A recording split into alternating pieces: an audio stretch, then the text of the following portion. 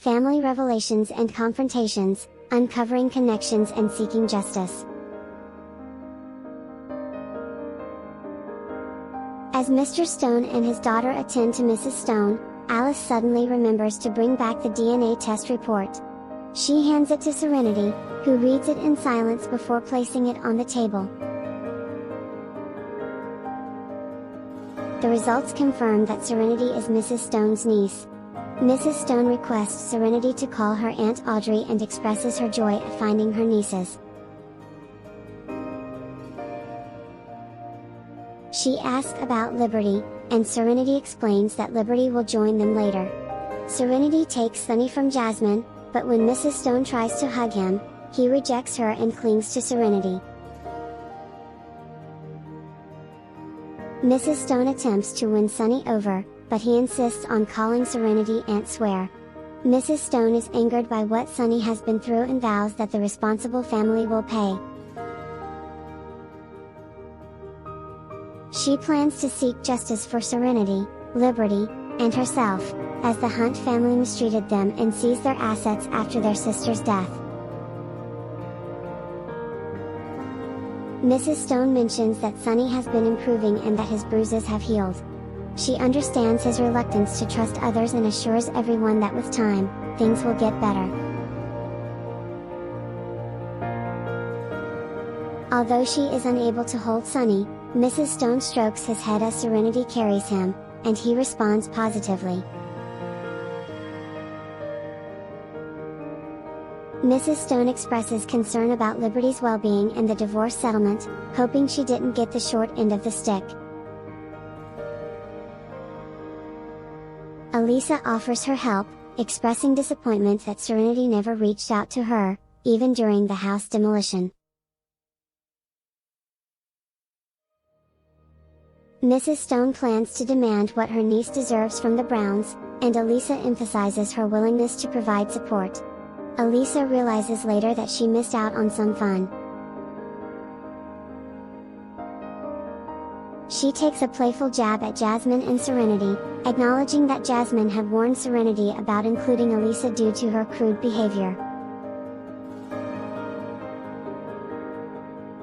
However, Serenity didn't want to expose Elisa to such crudeness, although Elisa herself was known for being unreasonable and rude in Wiltspoon's higher society. Elisa was not easily intimidated by crudeness and could even be the one causing trouble if provoked. Mrs. Stone commends Serenity's sister for getting what she was owed, mentioning that only the renovation costs were not returned by the Browns. Mrs. Stone regrets not knowing earlier and says she would have brought a group of people to demand the money back as a family member. Serenity realizes that Elisa inherited her personality from her mother. Elisa invites Serenity to have dinner with her family and suggests bringing her husband when he returns from his business trip. Serenity explains that her husband is currently away on business and they will visit Elisa with him later. Mrs. Stone expresses her desire to meet Serenity's husband but assures Serenity that her main focus is on her nieces now. Mrs. Stone inquires about Serenity's sister's work schedule and suggests waiting for her to finish work at Lewis & Co. before heading to Mrs. Stone's place for dinner. She plans to invite Serenity's cousins as well. Mrs. Stone asks her daughter-in-law, Alice, to inform Clive, presumably her son, to cancel his social dinner and join them for dinner at home. Mrs. Stone realizes that she forgot to introduce Alice Lafayette, Serenity's oldest cousin's wife, to Serenity. She describes Alice as a straight shooter like Elisa, thus, they get along well. Mrs. Stone holds Serenity's hand and asks about her sister. Despite believing that her sister's adoptive parents were cruel to take $400,000 from the insurance payment, Mrs. Stone is not overly angry about it because, in the end, the family did raise her sister. The $400,000 was meant to end their relationship on a positive note. Serenity confirms that their grandparents still live in the house built by their parents and plan to pass it down to one of their cousins. She stated that her grandparents believe Serenity and Liberty, as women, don't have the rights to the house. It is revealed that the older generation believed in keeping the inheritance within the family, specifically passing it down to sons and grandsons. They didn't think daughters would carry on the family name as they were expected to marry into another family. In cases where there were no direct descendants, fellow townspeople would be interested in acquiring the property to keep the wealth within the town. Mrs. Stone recognizes the name John Hunt, who used to be a senior executive at one of the Stone subsidiaries and made a significant income. She holds a negative opinion of John due to his behavior towards her nieces and his attempts to take over her sister's property. Mrs. Stone is determined to ensure John struggles to make a living. Serenity explains that her grandparents favor John and have named him the adopted son of her parents, granting him rights to their assets.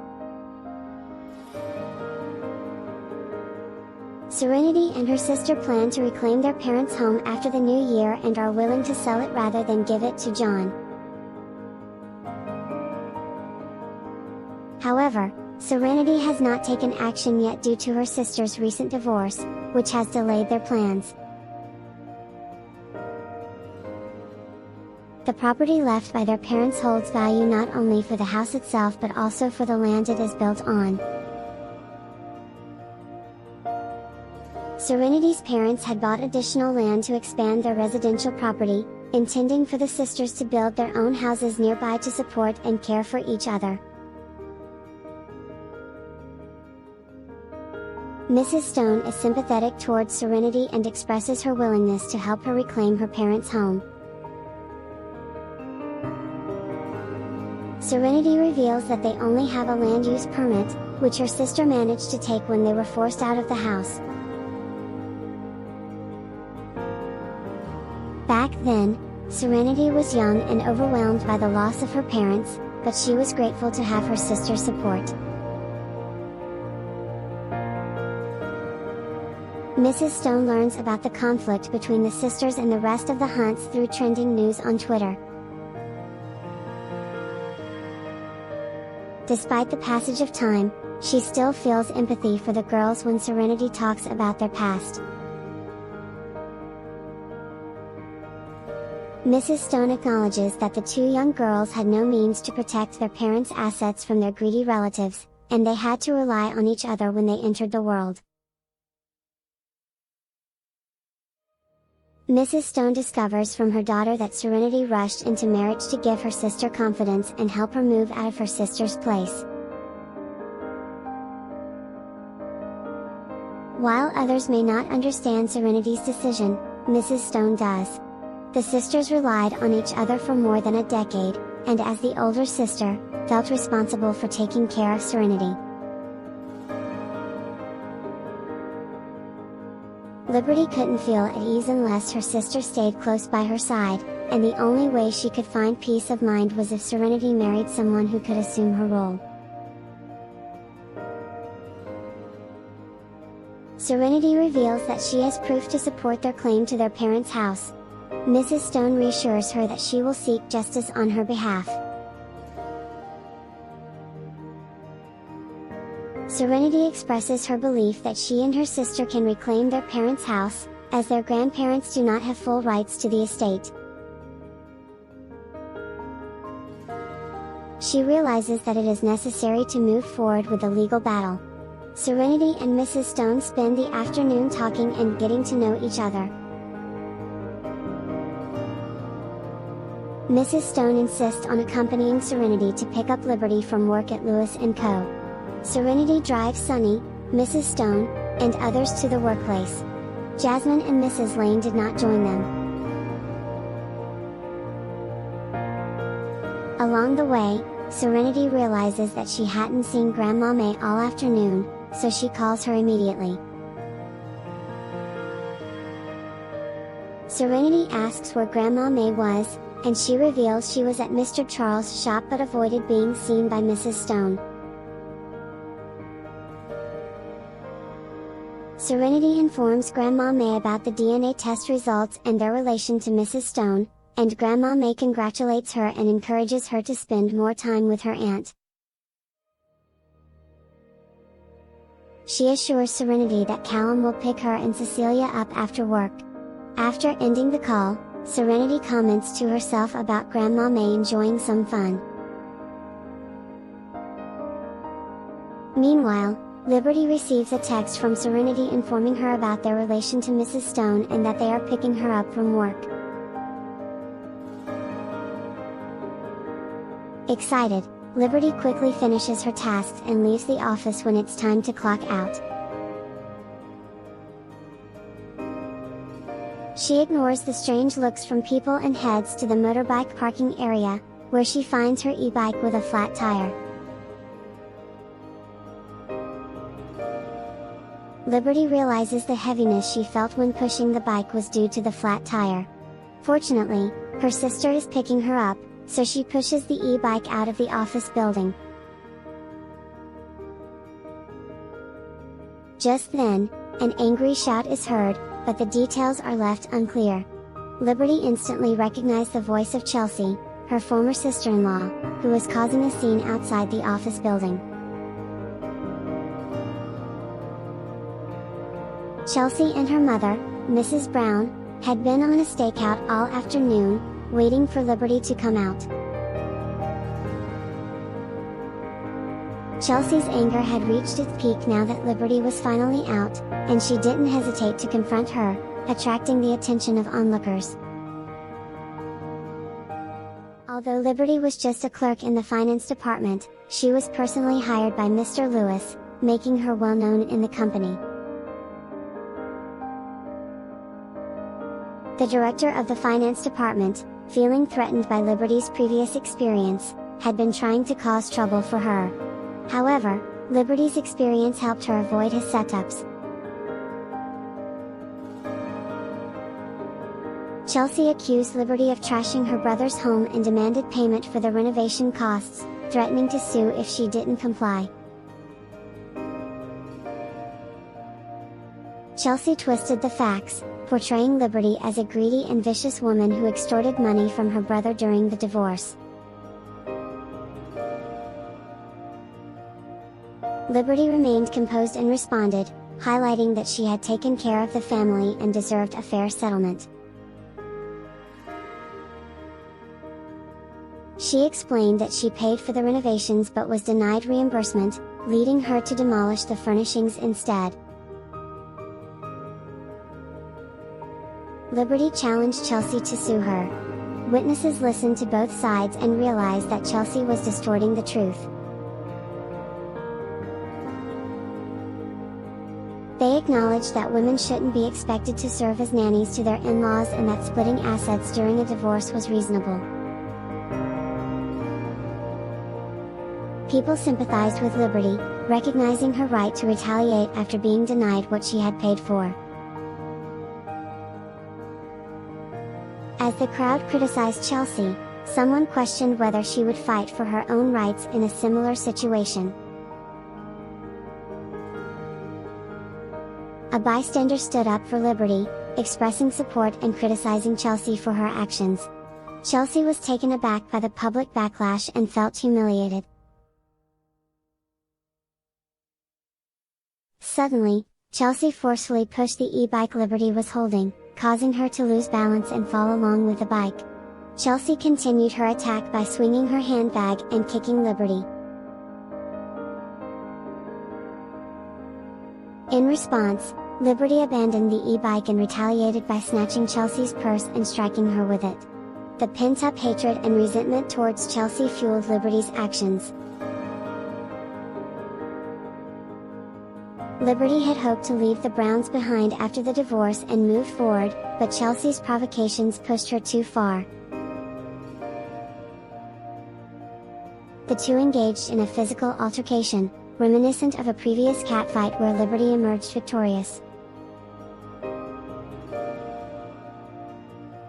This time, Mrs. Brown joined forces with Chelsea to attack Liberty, prompting someone to call the police and urging security guards to intervene. The security guards tried to separate the women, but the mother and daughter fought ferociously, causing the guards to bear the brunt of their aggression. As a guard attempted to pull Liberty away, Chelsea kicked her, resulting in Liberty falling on top of the guard. Several women from the crowd rushed forward to assist Liberty, but she shook them off and resumed attacking Chelsea.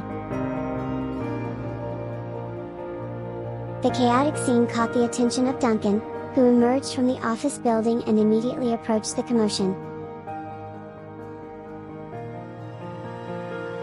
He was bewildered by the sight of his employees involved in a fight. Reacting swiftly, Duncan pushed Mrs. Brown and intervened, restraining Liberty and preventing her from further harming Chelsea. With a stern expression on his face, Duncan demanded to know what was happening. Chelsea attempted to charge at Liberty, but Duncan quickly intervened and pushed her away. Shaken and intimidated by Duncan's presence, Chelsea lost her will to attack Liberty. Mrs. Brown rushed to her daughter's side, and both parties involved in the fight appeared disheveled. The security guards and female employees who had tried to intervene were surprised by the intensity of the altercation and struggled to separate the women. Chelsea, catching her breath, questioned Duncan's identity. Duncan asserted that he was the boss of the company and asked who Chelsea was to come to his place of business and assault his employee. Duncan assessed Liberty's condition, noticing her disheveled hair, dirt-covered clothes, and scratches on her hands, neck, and face. Instructing the secretary to call the police, Duncan confirmed that law enforcement was on their way. Chelsea, realizing Duncan's position as the boss, questioned Liberty's responsibility to repay money her grandfather allegedly extorted. She also demanded an explanation for the destruction of the house her brother had purchased. Duncan furrowed his brows and rejected Chelsea's claims, emphasizing that Liberty's grandfather's actions were not Liberty's responsibility. He acknowledged the online coverage of the conflict between Liberty and her relatives. Duncan defended Liberty's decision to demolish the house, as she had paid for the renovations and received nothing in return. Duncan cast a disdainful glance at Chelsea and her mother, admonishing their audacity and lack of respect for his workplace. He directed the security guards to take firm action the next time the mother and daughter attempted to cause trouble. He encouraged them to use necessary force and have them arrested for public disruption and physical abuse of his employee. Duncan urged Liberty to seek medical attention for her injuries and expressed support for her to sue Chelsea and her mother for aggravated assault. Mrs. Brown attempted to argue that Liberty had also harmed them and complained about her weight being used against them. Duncan dismissed their claims, stating that Liberty had acted in self-defense. He proposed reviewing the surveillance tapes from the security cameras installed at the entrance to determine who initiated the altercation. Feeling cornered and fearing arrest, Mrs. Brown whispered to Chelsea to make a run for it, and Chelsea agreed to her mother's suggestion. The Browns attempted to escape, but they were stopped by the arrival of the police. Recognizing Duncan, who had a reputation in the police force due to his past, the officers questioned him about the commotion. Duncan explained that the mother and daughter had come to beat up his employee, pointing out Liberty's injuries as evidence. The officers were taken aback by the sight of the catfight and shifted their attention from Liberty to the mother and daughter. It was evident that Liberty had come out on top in the fight, but the police focused on determining who was in the right. Chelsea quickly tried to downplay the situation, claiming it was a family matter and a dispute between sisters-in-law. Mrs. Brown, fearing the consequences of an arrest, emphasized that it was a minor physical altercation and pleaded for the officers' understanding. Liberty, detached and aloof, stated that she was divorced and had no relation to the mother and daughter. The police took testimonies and examined the surveillance footage, coming to the conclusion that the mother and daughter had acted cruelly and shifted the responsibility onto an ex-family member. They saw through the sister-in-law's manipulation of facts and believed that the woman who had been hit should have divorced her husband sooner to escape her notorious in-laws. Serenity and the others arrived in their cars and noticed the police car parked outside the office building. Sensing something was wrong, Serenity hurried over with Sunny in her arms.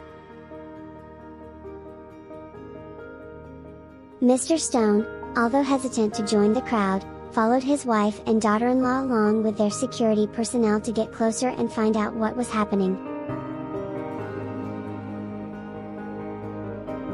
As the group managed to make their way through the crowd, Serenity immediately spotted Liberty and called out to her. Sunny also called for his mother. Serenity quickly assessed the situation, seeing Chelsea, her mother, and Liberty's disheveled state. Serenity was ready to fight, but Mrs. Stone intervened and urged her to let the police handle it. Duncan was surprised to see the Stones among the crowd and greeted them respectfully. Mrs. Stone asked for an explanation, and Duncan advised them to let the police handle the matter at the station. He urged the officers to bring justice for his employee, emphasizing that Liberty had suffered enough at the hands of her former in-laws. The police, aware that Duncan was not interested in reconciliation, decided to take statements from both parties at the station. Duncan and the Stone family accompanied them. During the car ride to the station, Serenity vented her anger, expressing her disdain for the Browns and encouraging Liberty not to accept their apology. Liberty firmly held her son and affirmed that she wouldn't accept their apology, stating that they had gone too far this time by demanding she repay the money her grandfather extorted from them. Serenity explained her perspective, criticizing the Browns for their behavior. She believed they targeted Liberty because they thought she was an easy target after the divorce. Liberty admitted that she had anticipated some trouble from them after the divorce, which was why she kept her address and blocked their numbers. However, she never expected them to wait for her at her office building, suspecting that Hank had informed them. Serenity expressed her desire for the Browns to experience some jail time and wished they could all be locked up behind bars. Despite their frustrations, the sisters did not want to become enemies with Hank's family or cause further turmoil. They believed that the Browns expected Liberty to pay to avoid further trouble, considering the split assets and their shared responsibility as Sunny's parents. 10 minutes later, they arrived at the police station, where Chelsea and her mother appeared terrified. They immediately called Hank and Mr. Brown, requesting their presence at the station. In the station, the mother and daughter continuously apologized to Liberty and begged her not to press charges. Mrs. Brown brought Sonny into the conversation, asking for forgiveness for the sake of her grandson and promising not to interfere with Liberty again. She signaled to Chelsea to apologize to Liberty once more. Mrs. Stone firmly rejected the Browns' apology, stating that it wouldn't suffice after they had beaten up her niece. She insisted that proper compensation should be in order and urged the police officers to take appropriate action. As a result, the Browns' mother and daughter were detained, fined, and ordered to pay for Liberty's medical bills and emotional distress, considering the public humiliation she endured. Duncan, surprised to learn that Liberty was Mrs. Stone's niece, looked at Mrs. Stone in astonishment. Mrs. Brown, puzzled, asked Mrs. Stone when she had entered the picture. Liberty was not connected to her mother's side of the family, and they had lost touch with Liberty and her sister for the past 15 years. Only Serenity, Liberty's sister, attended Liberty's wedding, as their extended families from both sides did not show up. The Browns had attempted to offer support during the wedding but were prevented by Liberty from doing so. Since then, Liberty had severed contact with the Browns as well. The sudden appearance of a seemingly affluent lady claiming to be Liberty's aunt made Mrs. Brown curious about their relationship. She wondered why Liberty had never mentioned it before. Mrs. Brown vaguely remembered that Liberty's maternal side of the family was poor. Mrs. Stone looked at Mrs. Brown with a sideways glance before taking Liberty's hand and sorrowfully tracing her finger along the scratch marks on Liberty's face. Feeling remorseful, she said, "We received the DNA test results, Liberty. You and Serenity are my sister's daughters, which makes me your aunt. An apology will not excuse you for beating up my niece." Mrs. Stone stared down the mother and daughter and added, "Once Liberty undergoes a medical examination and gathers enough evidence, I will sue both of you and ensure you end up behind bars." Duncan was taken aback by the revelation that Mrs. Stone had found her sister. He glanced at Serenity, wondering if Zachary knew that his wife was Mrs. Stone's niece. Thinking Elise's past feelings for Zachary and the conflict between York Corporation and the Stone Group, the connection between Serenity and Mrs. Stone raised questions about Zachary's involvement.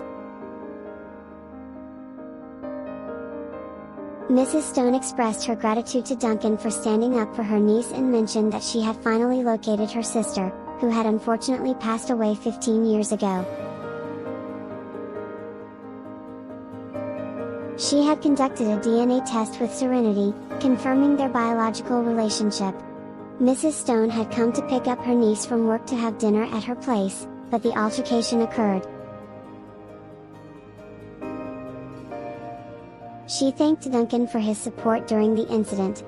Mrs. Brown and Chelsea exchanged glances, and Chelsea hesitantly asked Mrs. Stone if she was truly Liberty's aunt.